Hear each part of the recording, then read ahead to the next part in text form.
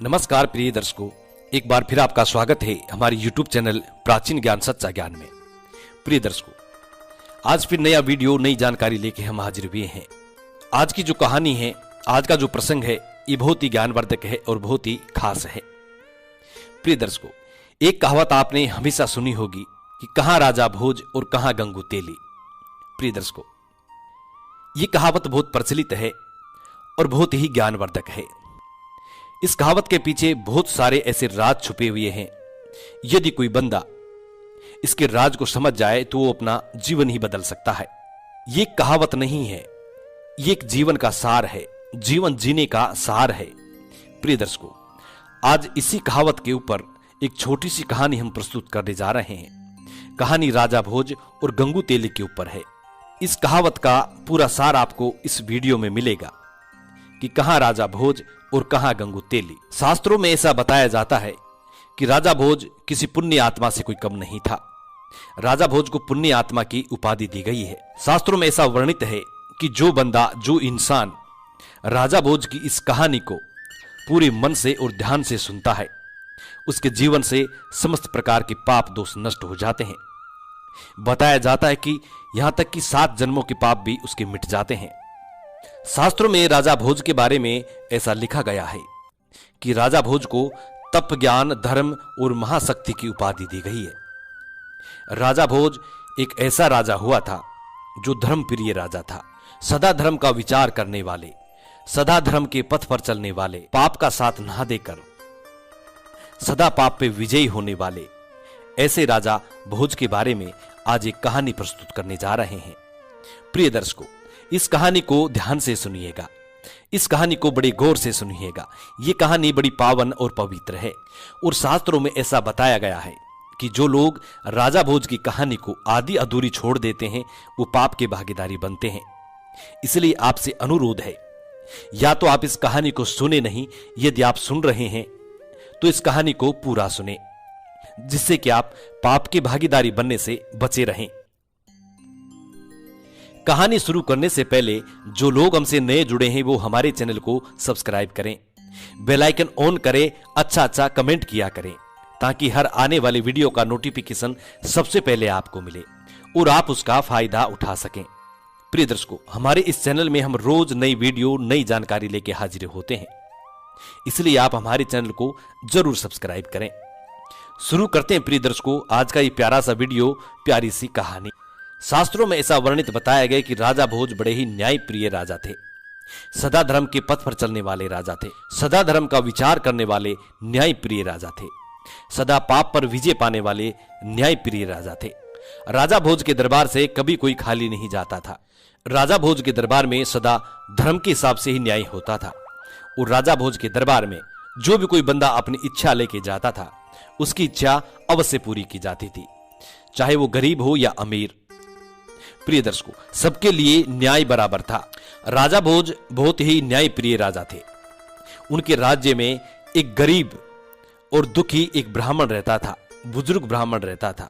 प्रिय दर्शकों, राजा भोज क्या करते थे कि अपनी नगरी के अंदर रोज शाम को वेश बदलकर और अपनी नगरी में घुमा करते थे, अपने गांव वालों के बीच में घुमा करते थे, ताकि उनको अपनी प्रजा की स्थिति के बारे में पता चले, कौन दुखी है और कौन सुखी है। इसी विचार को लेकर राजा रोज वेश बदलकर और नगर में घुमा करते थे। हर घर घर के द्वार पे जाते थे और उनकी सूचना लिया करते थे। एक दिन राजा उस गरीब ब्राह्मण के घर जाता है। एक दिन राजा भोज वेश बदलकर पूरे नगर में घूमता है और उस गरीब ब्राह्मण के घर पहुंचता है। जिस वक्त राजा उस गरीब ब्राह्मण के घर जाता है तो वो गरीब ब्राह्मण और उनकी गरीब ब्राह्मणी दोनों पति पत्नी बात कर रहे थे। गरीब ब्राह्मण अपनी पत्नी से कह रहा था कि देखो जी, अब मैं बहुत बुजुर्ग हो चुका हूं और मेरी आर्थिक स्थिति इतनी नहीं है कि मैं काम धंधा कर सकूं और आपका पेट पालन कर सकूं। प्रिय दर्शकों, उस गरीब ब्राह्मण के कोई पुत्र नहीं था, कोई पुत्री नहीं थी। दोनों पति पत्नी रहा करते थे और वो बुजुर्ग हो गए थे। ब्राह्मण अपनी पत्नी से कह रहा है कि मेरी अब आर्थिक स्थिति इतनी नहीं है, मेरे शरीर की शक्ति इतनी नहीं है कि मैं अब कमा सकूं और आपका पेट भर सकूं। मैं बहुत बुजुर्ग हो चुका हूं और मेरी स्थिति बहुत खराब हो चुकी है। मेरे हमारे कोई पुत्र भी नहीं है जो हमारी सेवा कर सके और हमारा पेट भर सके। गरीब ब्राह्मण अपनी पत्नी से इस बात को कहता है। राजा भोज छुप करके इस बात को सुनता है।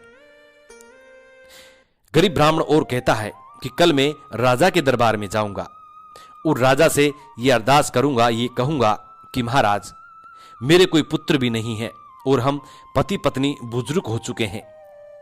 हमारी काम करने की स्थिति नहीं है, हमारी काम धंधा करने की स्थिति नहीं है और हमारा जीवन व्यतीत करने के लिए हमें अनाज की आवश्यकता पड़ेगी।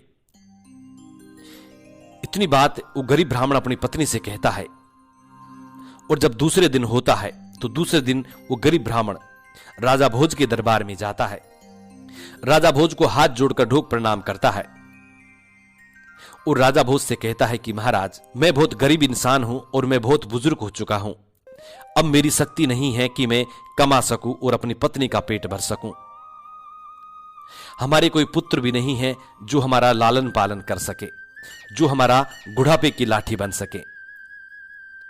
प्रिय दर्शकों, राजा भोज रात में उन गरीब ब्राह्मण की पूरी बात सुन चुका था। राजा भोज को यह मालूम था कि यह गरीब ब्राह्मण बहुत ही निर्धन है, बहुत ही गरीब है। राजा भोज उस गरीब ब्राह्मण की पूरी बात सुनता है और राजा भोज अपने सैनिकों को आदेश देता है और राजा भोज कहते हैं कि इस गरीब ब्राह्मण को 100 स्वर्ण मुद्राएं दे दी जाए। प्रिय दर्शकों, राजा भोज उस गरीब ब्राह्मण को 100 स्वर्ण मुद्राएं देते हैं। वो गरीब ब्राह्मण बड़ा खुश होता है और 100 स्वर्ण मुद्राएं लेकर के अपने घर चला आता है। घर लाकर के अपनी पत्नी को कहता है कि राजा ने मुझे 100 स्वर्ण मुद्राएं दी हैं और इनसे हमारा जीवन व्यतीत हो जाएगा। उस गरीब ब्राह्मण का जीवन व्यतीत करने के लिए 100 स्वर्ण मुद्राएं बहुत थी। प्रिय दर्शकों, गरीब ब्राह्मण और गरीब ब्राह्मण की पत्नी स्वर्ण मुद्राएं पाकर बड़े खुश होते हैं और तिजोरी में रख करके रात को सो जाते हैं। जब सुबह उठ करके वो देखते हैं तो उनकी स्वर्ण मुद्राएं गायब होती हैं, स्वर्ण मुद्राएं नहीं मिलती हैं। ब्राह्मण बड़ा दुखी होता है। दोनों पति पत्नी काफी दुखी हो जाते हैं, रोते हैं, चिल्लाते हैं। गरीब ब्राह्मण अपनी पत्नी से कहता है कि प्रिय, मैं फिर से राजा के दरबार में जाऊंगा, महाराज भोज के दरबार में जाऊंगा और उनको इस घटना के बारे में मैं पूरा बताऊंगा। प्रिय दर्शकों, वो गरीब ब्राह्मण फिर से राजा भोज के दरबार में आता है और राजा भोज को वो पूरी कहानी बताता है। कहता है कि महाराज, रात को स्वर्ण मुद्राएं में रख करके सो गया और जब सुबह उठ करके मैंने देखा तो स्वर्ण मुद्राएं गायब थी। अब मैं क्या करूं? राजा भोज फिर अपने सैनिकों को आदेश देता है और कहते हैं कि फिर से इस गरीब ब्राह्मण को 100 मुद्राएं दे दी जाए। प्रिय दर्शकों, राजा भोज फिर से उस गरीब ब्राह्मण को 100 स्वर्ण मुद्राएं देते हैं। वो गरीब ब्राह्मण फिर से 100 स्वर्ण मुद्रा लेकर के बड़ा खुश होता है और अपने घर को चला आता है। प्रिय दर्शकों, फिर से लाके अपनी पत्नी को स्वर्ण मुद्राएं देता है और दोनों पति पत्नी बड़े खुश हो जाते हैं और राजा को आशीर्वाद देते हैं, राजा की तारीफ करते हैं और रात को फिर से अपने संदूक में स्वर्ण मुद्राओं को रखकर और दोनों पति पत्नी घर के ताला लगाकर, लोक लगाकर सो जाते हैं। रात को फिर से उस गरीब ब्राह्मण के सपने में राजा भोज जैसा कोई इंसान आता है और वो कहता है कि ब्राह्मण देवता, हमने जो आपको स्वर्ण मुद्राएं दी हैं वो हमें वापस लौटा दो, क्योंकि हमारे राज्य पर बड़ा संकट आ गया है और हमें स्वर्ण मुद्राओं की सख्त जरूरत है। प्रिय दर्शकों, वो ब्राह्मण स्वर्ण मुद्राएं निकालकर और राजा भोज के हम सकल इंसान को दे देता है। वो लेकर के वहां से चला जाता है। जब उस गरीब ब्राह्मण को चेत होता है, नींद खुलती है, तो वो तुरंत जाकर के अपनी स्वर्ण मुद्राओं को संभालता है, लेकिन स्वर्ण मुद्राएं वहां से गायब थी। प्रिय दर्शकों, वो गरीब ब्राह्मण फिर से दुखी हो जाता है कि मैंने तो सपने में महाराज को स्वर्ण मुद्राएं दी थी, लेकिन ये सही में गायब हो गई। इसी बात को सोचकर फिर से वो गरीब ब्राह्मण बड़ा दुखी हो जाता है और दूसरे दिन फिर से राजा के दरबार में जाता है और राजा भोज को वो सारी घटना सुनाता है। राजा भोज से कहता है कि महाराज, आप जैसा ही कोई मेरे सपने में आया था और उन्होंने ये कहा कि राज्य पे बड़ा संकट है, इसलिए हम आपसे स्वर्ण मुद्राएं वापस लेने आए हैं। और मैंने सपने में वो स्वर्ण मुद्रा उस व्यक्ति को दे दी, लेकिन जब मैंने सच में अपनी स्वर्ण मुद्राओं को जाके देखा तो मेरी स्वर्ण मुद्राएं गायब थी। प्रिय दर्शकों, गरीब ब्राह्मण की इतनी बात सुन के और राजा भोज फिर से अपने सैनिकों को आदेश देते हैं और कहते हैं कि फिर से इस गरीब ब्राह्मण को 100 मुद्राएं दे दी जाए। राजा भोज के सैनिक फिर से उस गरीब ब्राह्मण को 100 मुद्रा लौटा देते हैं। उस गरीब ब्राह्मण को 100 मुद्रा दे देते हैं और वो गरीब ब्राह्मण बड़ा खुशी खुशी अपने घर चला आता है। जब रात्रि का समय होता है तो राजा भोज स्वयं उस गरीब ब्राह्मण के घर की तरफ चल देते हैं। राजा भोज सोचते हैं कि शायद कोई इस गरीब ब्राह्मण को परेशान करने की कोशिश कर रहा है और जो हम स्वर्ण मुद्रा इस गरीब ब्राह्मण को देते हैं उन्हें लूट करके ले जा रहा है। इसलिए राजा स्वयं उस गरीब ब्राह्मण के घर चल देता है और घर के पास में जाकर के छुप करके बैठ जाता है। रात्रि का समय था, रात्रि का तीसरा पहर का वक्त हो चुका था। चंदा की चांदनी बड़ी तेज थी, तो राजा छुप करके बैठता है और देखता रहता है। जब रात्रि का तीसरा पहर का समय होता है तो राजा देखता है तो राजा की आंखें फटी की फटी रह जाती है। राजा देखता है कि राजा के जैसा ही कोई दूसरा व्यक्ति गरीब ब्राह्मण के घर आया हुआ है और वो गरीब ब्राह्मण से फिर से स्वर्ण मुद्रा मांगने की कोशिश कर रहा है। प्रिय दर्शकों, जब वो व्यक्ति गरीब ब्राह्मण से स्वर्ण मुद्राएं वापस लेकर के लौट रहा था, उस वक्त राजा भोज उस व्यक्ति के समक्ष जाता है और राजा भोज उस व्यक्ति से कहता है कि तुम कौन हो भाई? तुम राजा भोज तो हो नहीं, क्योंकि राजा भोज तो मैं हूं, और तुम क्यों इस गरीब ब्राह्मण को परेशान कर रहे हो? यह निर्धन व्यक्ति है, बुजुर्ग व्यक्ति है, इसको परेशान करने से कोई फायदा नहीं। प्रिय दर्शकों, राजा भोज का हम सकल राजा को जवाब देता है और राजा से कहता है कि राजा साहब, इस गरीब ब्राह्मण के नसीब में धन नहीं है, इस गरीब ब्राह्मण के नसीब में कोई धन नहीं है। ये इसके पिछले जन्म के कर्मों का फल है जो इसको भुगतना ही पड़ेगा। ये कभी भी धन अपने पास नहीं रख सकता। यदि मैं इस धन को छोड़ के भी चले जाऊंगा तो इसकी तिजोरी में से ये गायब हो जाएगा। इसके नसीब में कोई धन नहीं है, क्योंकि ये इसका कर्मों का फल है और कर्मों का फल हर इंसान को भुगतना ही पड़ता है। वो व्यक्ति राजा भोज से कहता है कि राजा भोज, आपको भी आपकी करने का फल भुगतना पड़ेगा। हर इंसान को अपनी करने का फल भुगतना पड़ता है। यदि आपने कुछ ऐसे कर्म किए होंगे तो उसका फल आपको भी भुगतना पड़ेगा। इसीलिए इस गरीब ब्राह्मण के नसीब में कोई धन नहीं है, इनको भुगतान करना ही पड़ेगा। आप कितना ही चाहे इनको धन दे दीजिए, लेकिन फिर भी इनके नसीब में कोई धन नहीं है, धन का सुख ये नहीं ले सकते। इतनी बात कहकर वो व्यक्ति गायब हो जाता है। अब राजा भोज को यह समझ में आ जाता है कि इस गरीब ब्राह्मण के नसीब में धन नहीं है, इनके नसीब में कोई सुख नहीं है, ये इनके जीवन में कभी भी सुख नहीं पा सकते। राजा भोज अपना सर पीट करके वापस महलों की तरफ आ जाते हैं।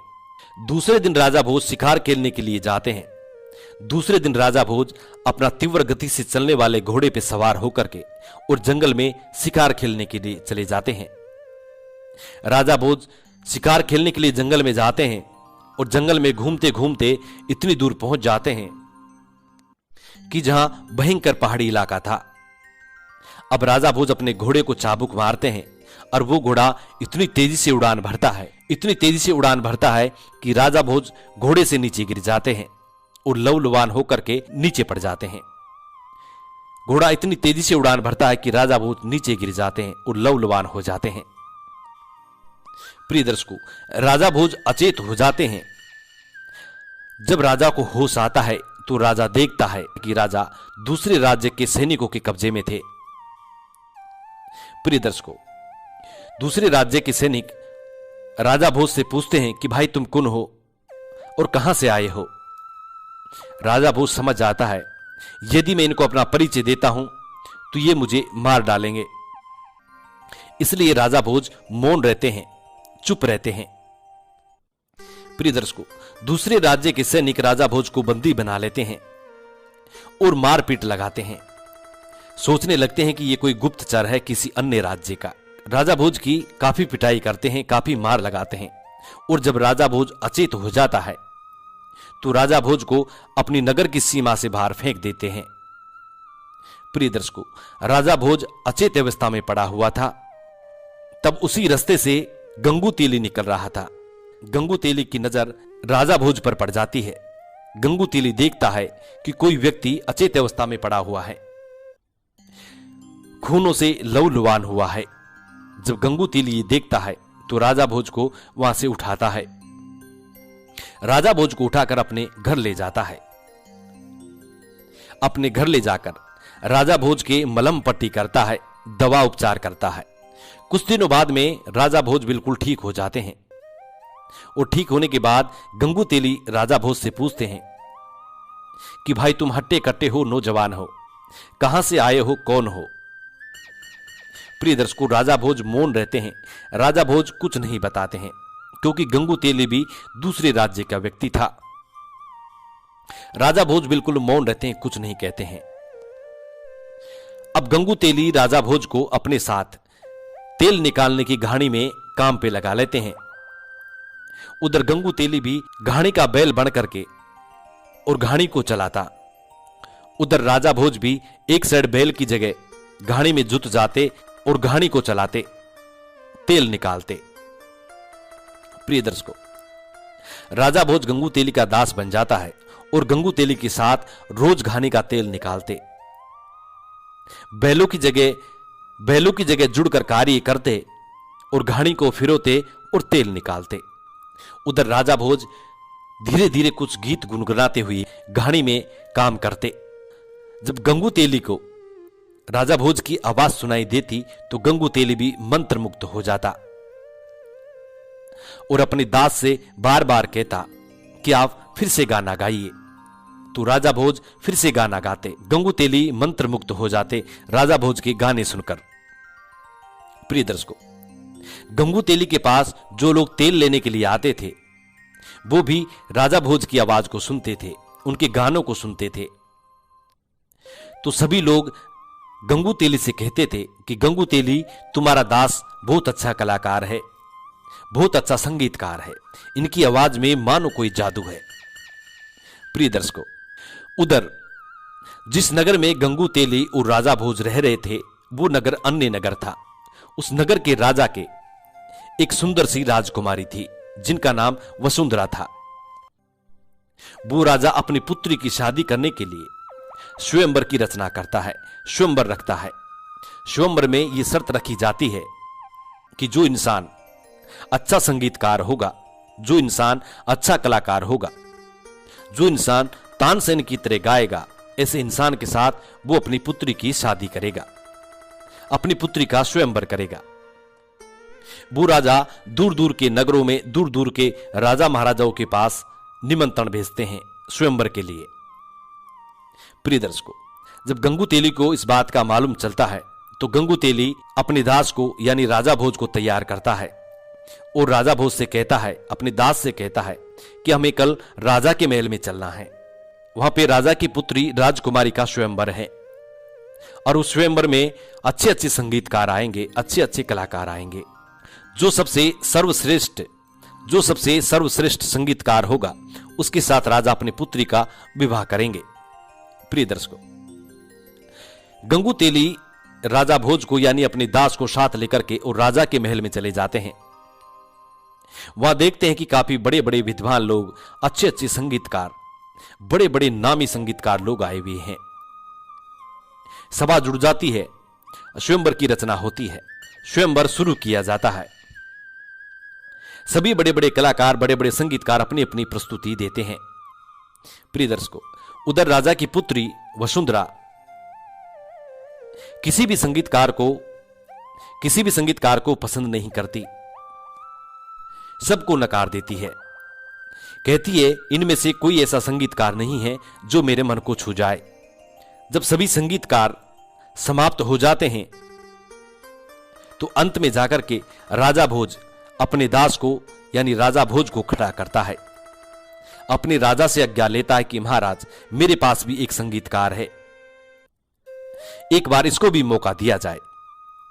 राजा के आदेश पाकर गंगू तेली अपने दास को यानी राजा भोज को संगीत के लिए खड़ा करता है। जब राजा भोज संगीत सुनाने के लिए खड़े होते हैं, खड़े होते हुए पूरी प्रजा को प्रणाम करते हैं, राजा को प्रणाम करते हैं, हाथ जोड़ के प्रणाम करते हैं। जब राजा भोज अपने सुर लगाते हैं और अपने गाने की लाभ भरते हैं, उस वक्त आसमान में बादल मंडराने लगते हैं, बिजलियां कड़कने लगती है। प्रिय दर्शकों, बिन बादल बरसात होने लगती है, फूलों की बरसात होती है। उधर उस राजा की राजकुमारी वसुंधरा खड़ी होकर के जोर जोर से चिल्लाने लगती है और कहती है कि यही है मेरा संगीतकार, यही है मेरा संगीतकार। जोर जोर से चिल्लाती है। प्रिय दर्शकों, सभा में बैठे सभी बड़े बड़े विद्वान लोग हक्के बक्के रह जाते हैं, देखते रह जाते हैं। वो राजा अपनी पुत्री को समझाता है कि पुत्री, तुम्हें इस तरह नहीं चिल्लाना चाहिए। भरी सभा में खड़े होकर एक साधारण व्यक्ति के लिए तुम चिल्ला रही हो। इनके कोई कुल का पता नहीं है, कोई गोत्र का पता नहीं है, और तुम्हारा इस तरह चिल्लाना अच्छा नहीं है। प्रिय दर्शकों, राजा भोज अपना संगीत खत्म करते हैं, समाप्त करते हैं। उसके बाद वो राजा भोज से पूछता है कि भाई तुम कहां के रहने वाले हो। तभी उस राजा की पुत्री वसुंधरा कहती है कि पिताश्री, मैंने इस व्यक्ति को अपना जीवन साथी चुन लिया है और यही मेरा जीवन साथी होगा। वो राजा अपनी पुत्री से कहता है कि पुत्री, अभी तक इसका कोई कुल का पता नहीं है, कोई गोत्र का पता नहीं है। इस व्यक्ति के साथ तुम्हारा विवाह नहीं हो सकता। यदि हमारे दरबारी इस चीज का निर्णय करेंगे, क्योंकि हमारे दरबार में बड़े बड़े विद्वान लोग बैठे हुए हैं, हमारे दरबार में 4 ऐसे विद्वान लोग हैं, यदि इनकी सहमति होती है तो ही हम आपका विवाह इस व्यक्ति के साथ कर सकते हैं। उस राजा के दरबार में तप, ज्ञान, धर्म और महाशक्ति 4 विद्वान बैठे हुए थे। राजा 4 विद्वानों से सवाल पूछते हैं एक एक करके। सबसे पहले राजा तप से पूछते हैं और कहते हैं कि तप, तुम खड़े हो जाओ और तुम ये बताओ कि संसार में ऐसा कौन सा तपस्वी है, ऐसा कौन सा महापुरुष है कि जिसके तप से ब्रह्मांड भी थर्रा जाए। प्रिय दर्शकों, तप हाथ जोड़कर और राजा से कहता है कि महाराज, ऐसा तपतारी सिर्फ एक ही व्यक्ति है और वो है राजा भोज। राजा भोज के सिवाय आज इस संसार में ऐसा कोई तपधारी नहीं है जिसके तप से पूरा ब्रह्मांड थर्रा जाए। तप की इतनी बात सुनने के बाद वो राजा दूसरा सवाल ज्ञान से करता है। कहता है कि ज्ञान, अब तुम खड़े हो जाओ, और ज्ञान से सवाल करता है और कहते हैं कि ज्ञान, हमें तुम ये बताइए कि इस संसार में ऐसा सबसे बड़ा ज्ञानी कौन है जिसके ज्ञान के आगे बड़े बड़े विद्वान लोग फेल हो जाए, रावण जैसे विद्वान भी फेल हो जाए। ऐसा ज्ञानी व्यक्ति इस संसार में कौन है। ज्ञान भी हाथ जोड़कर राजा को प्रणाम करता है और कहता है कि महाराज, आज के इस संसार में सबसे ज्ञानी व्यक्ति एक ही है और वो है राजा भोज। राजा भोज के सिवा इस संसार में दूसरा कोई ज्ञानी व्यक्ति नहीं है। राजा भोज के पास में 4 शास्त्रों का ज्ञान है, सभी वेद पुराणों का ज्ञान है, इसलिए राजा भोज के सिवा दूसरा इस दुनिया में ज्ञानी नहीं है। ज्ञान की इतनी बात सुनकर के वो राजा तीसरा सवाल धर्म से करते हैं कि धर्म, अब तुम खड़े हो जाओ और तुम हमें यह बताओ कि इस संसार में सबसे बड़ा धर्मात्मा कौन है। धर्म हाथ जोड़कर के राजा को प्रणाम करता है और राजा से कहता है कि महाराज, आज के इस संसार में सबसे बड़ा धर्मात्मा एक ही व्यक्ति है और वो है राजा भोज। उसके सिवा दूसरा कोई धर्मात्मा व्यक्ति नहीं है। धर्म की इतनी बात सुनने के बाद राजा तीसरा सवाल महाशक्ति से करते हैं। कहते हैं कि महाशक्ति, अब तुम खड़े हो जाओ और तुम हमें यह बताओ कि संसार में सबसे शक्तिशाली राजा कौन सा है जिसके समक्ष नारायणी सेना भी फेल हो जाए। ऐसा महाशक्तिशाली राजा कौन सा है।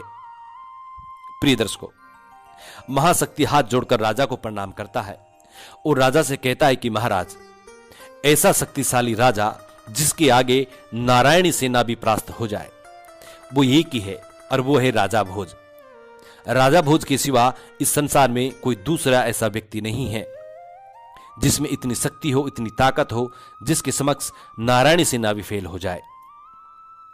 प्रिय दर्शकों, राजा तीनों महापुरुषों की बात सुनता है और राजा अपनी पुत्री से और गंगू तेली के दास व्यक्ति से कहता है कि तुम दोनों ध्यान से सुनो। गंगू तेली के दास से यानी राजा भोज से कहता है, तुम एक छोटे व्यक्ति हो, गंगू तेली के दास हो, इसलिए अभी तुमने चारों महापुरुषों की बात सुनी है और चारों ने सिर्फ राजा भोज का ही जिक्र किया है। मेरी पुत्री के लिए राजा भोज ही ठीक रहेगा। राजा भोज के सिवा दूसरा कोई व्यक्ति मेरी पुत्री का पानी हरण नहीं कर सकता।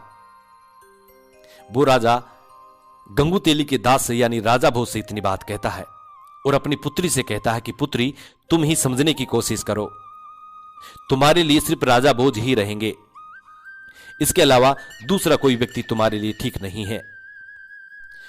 उधर गंगू तेली का दास यानी राजा भोज दास के रूप में हाथ जोड़ करके राजा से कहता है कि महाराज, आपका कहना बिल्कुल सत्य है, लेकिन एक छोटी सी बात मैं भी कहना चाहता हूं।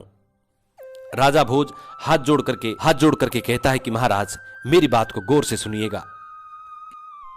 कहता है कि महाराज, तप, ज्ञान, धर्म और महाशक्ति से बड़ी भी कोई चीज होती है। गंगू तेली के दास की यानी राजा भोज की इतनी बात सुनकर पूरा दरबार हक्का बक्का हो जाता है।